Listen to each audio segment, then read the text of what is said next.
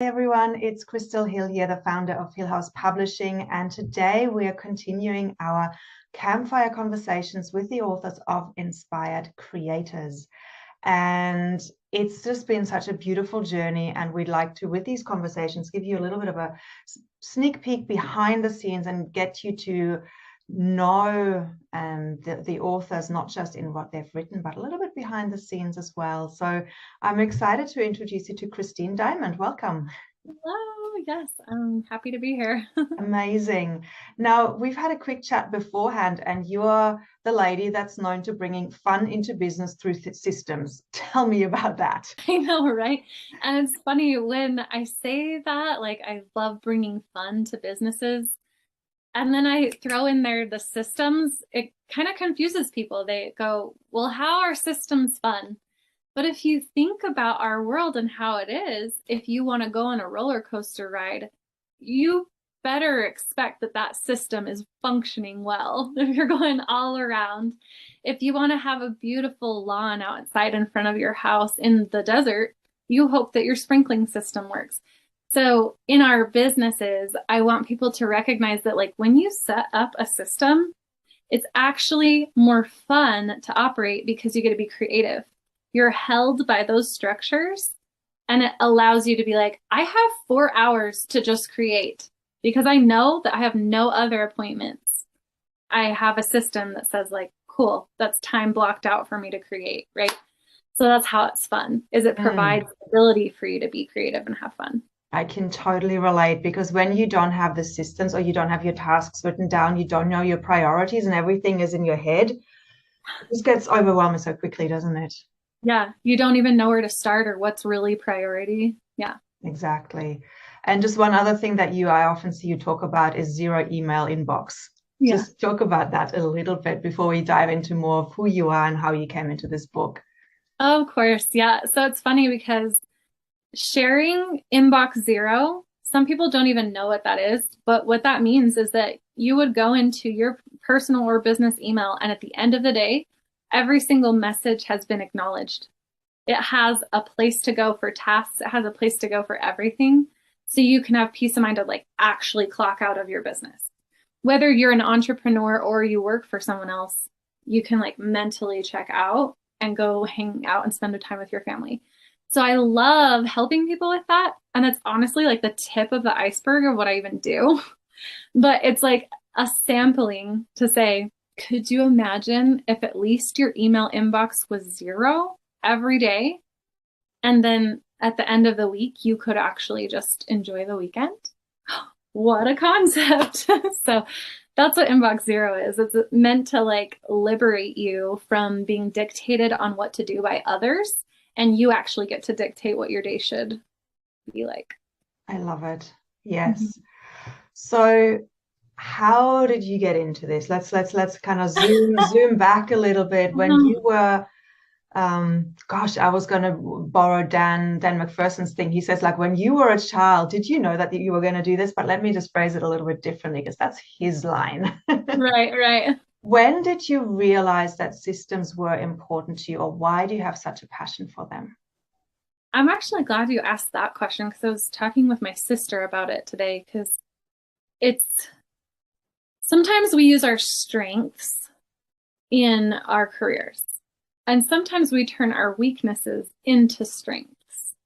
And this is an example of turning a weakness into a strength because over the past decade, I've like honed in what it means to be organized and systemized and like why I even like this. Well, as a 15-year-old child or teenager in school, I really heavily depended on the teachers for getting my assignments done. They would put it on the whiteboard and tell me, next week, this is due. Next week is our test. And I depended on them to say that. If I had a teacher that didn't, I may or may not have remembered to bring my assignment, even though I finished it. So I realized that there were simple mistakes that I was making that caused me a big problem that were avoidable, that were preventable. And so that's when I was introduced to like having a planner. And it was before we had smartphones. So I had a physical planner and like I was showed these systems by people who were really organized, and I admired them, and I wanted to be able to take my creative mind that has like, oh, I want to do this, that, 20 thoughts coming at once. And I learned the simple process of brain dumping, where you just let everything that's coming at you in the back of your mind, just coming towards you, out. Then you can visualize it in front of you, put what's relevant in your planner, put something else into your notes, and go, ah, like, ah. It was so freeing because I was just like, okay, all of these thoughts have a place. And when they had a place, they stopped buzzing. Like stopped buzzing and nagging at the back of my head to like work on it right then, or to think about it right then. When I was trying to be more present with people, I'd interrupt them because I was thinking of a cool new idea to share, like in a conversation. And so I realized that was a weakness of mine, and I desired to go in this complete different direction. And now, because I've applied so many of the lessons, it's actually my strength. And I relate to the people who it's not their strength because I've been there. Exactly. So it's kind of a superpower So now. your ideal client is the people that were like you 10 years ago, that have so many Yeah. ideas, that are really creative, and that just get overwhelmed by their creativity. Mm-hmm. Yep. Mm. I have clients who have, they're multi-passionate serial entrepreneurs and have like 4 or 5 companies. They just keep starting another one, but the first few haven't even stabilized. And I'm like, okay, let's take a second and actually organize this so you can remove yourself from that one you started up. And it's like, then it allows these people who are creatives to not feel bogged down by what they want to make. Instead of feeling like overwhelmed by it, they're like, oh, I actually still get to enjoy making things. Exactly. Exactly. Yeah. I love it. So let's shift gear a little bit and talk about the book. What was your inspiration for joining Inspired Creators? Yeah, I am just super grateful that my previous life coach, Melissa, introduced me to you. I dabble in writing poetry and children's books and other things. So she knew first and foremost that I love writing. I love reading, writing, gathering all knowledge, collecting it. But then she actually did a multi-author book, and she was like, this experience was so amazing. I feel like you would also enjoy it. And so then she introduced me to you to say, why don't you go for this? And it was really nice to have someone believe in me, because I've been working so hard on self-love and healing through a lot of pain and trauma in past relationships, that like to have her say, no, you already are a writer. Like I already have my little Lonely Onion book out, right? Like I already am a writer. I already am a business owner. It's like just taking this step was to say, share your story with more people, help them realize that they're not alone and they don't have to feel scattered or disorganized or cluttered in the mess. We talk about like being in the mess. And so I was drawn to you because like also the group has a higher level of thinking about the world. And so I really have enjoyed our conversations in our meetings, because we want to create not only what our like the work that we're doing now, but we want to elevate humanity as a group in this collective book. It's a collaboration designed to uplift everyone. All of our stories are meant to uplift people. So that drew me in because I want to be surrounded by people who are positive and uplifting. Exactly. Yeah, it's such an amazing environment, isn't it? When we inspire each other and when we tap into each other's communities. What was one thing that surprised you about the process? It can be like a personal aha moment or something that you felt, wow, I didn't realize this would happen as a byproduct or result of. Yeah, I have it here as a sticky note on my computer and I read it every day. So in the book, we each identified what our soul's mission is. And I wrote it, I'm here to be a beacon of light, a playful energy. And it says the rest in my chapter, but I read it every day and I'm like, oh yeah, like that's not even the business I do. Like that is my business. Like that is my mission. That's my life. That's like who I am. That's why Christine is meant to be here and not just some other soul and their mission. So that was an interesting byproduct because I'm actually in a coaching program where we're going to go through our purpose statement. And I'm like, oh, I already did that in my book. I'm like, I already crafted, like, that's what my mission is. And this whole chapter writing process was not only to share what I do for a living, but was to share me. And it was a self-discovery process to even write my story. And so I have my my mission, my life mission, and it can evolve and grow as I grow. But right now it's really helpful to see every day. And what I loved about your journey in particular is that there were, again, so many different ways in which you could have taken this chapter, so many different ideas, so many different threads. And what we really did with yours is like, what's the one theme? What's the one theme that we want to bring through? And I love that it became the beacon of light, and how you're bringing your personality of light and joy into the structures, because it's such a unique thing to do. So I really, really love that. And I'd love to hear, you've chosen a paragraph to read with everyone as we're sitting around this imaginary campfire, getting to know you and the intention and the vision and the magic behind this book. So what can you read it to us a little bit of your chapter? Yes, I will. This is under the section talking about why I'm drawn to order if I really desire freedom, fun, and peace. So, order and structure allow for my pure creativity to be held and flow like the waters of a riverbank. There is direction. It's a river of inspiration instead of a flood. Rivers bring life, floods destroy.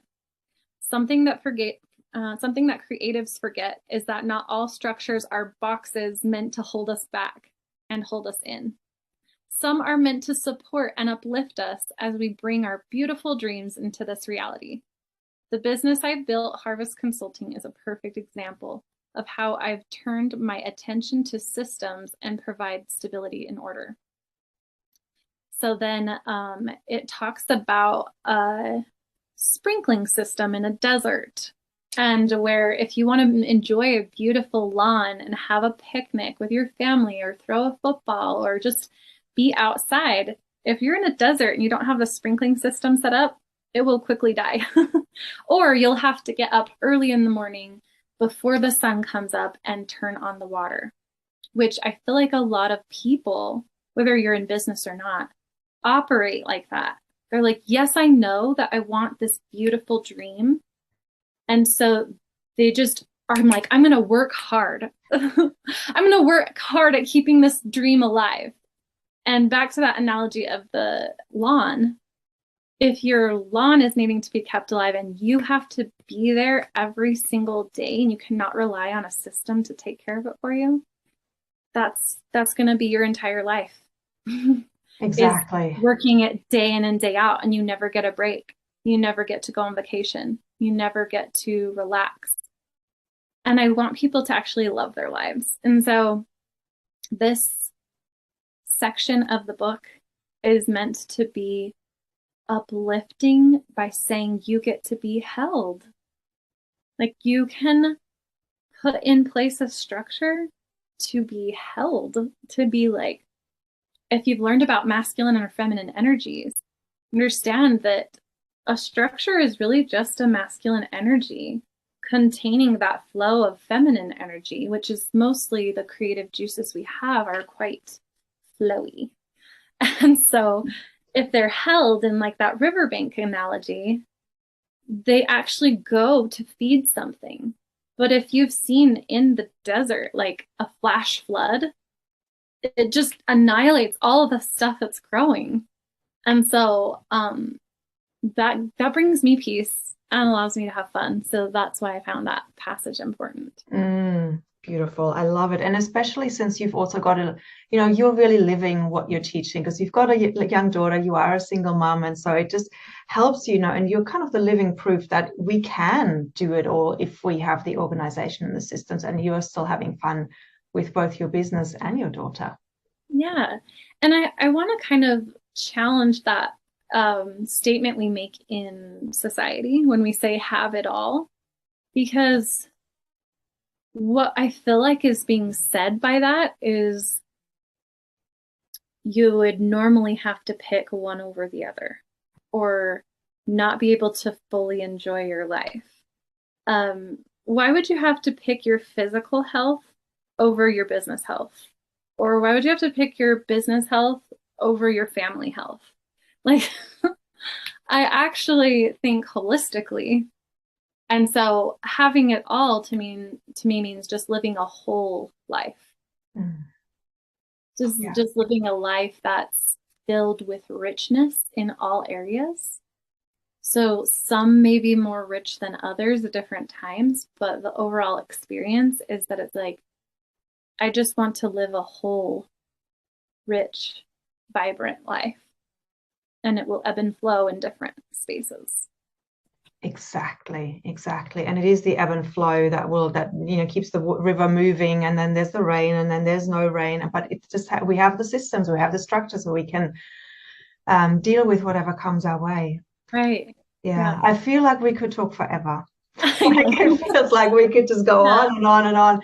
And if we were at a proper campfire, we probably would right into the night. But for now, we're going to close it here.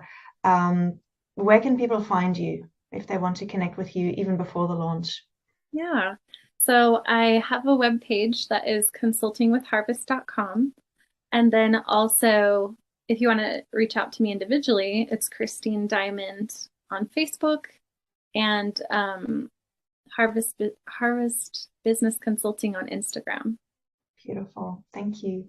And if you would like to get our book or get on the waiting list for our book, so you get all of the updates on when the other campfire conversations are, as well as the exciting freebies that our authors are giving away on launch day for people who are engaging and sharing, then click the link below. You can sign up there for the mailing list. It's called krystalhille.org, and you've got my name spelling on the screen here, krystalhille.org/buy-book-inspired-creators. Buy book inspired creators. So go there. Again, the links are below or wherever we're going to post this, and we look forward to having you part of our launch for this book of inspired creators and really getting inspired and deepen into your own soul mission and your own soul purpose. So thank you so much for being here, and thank you.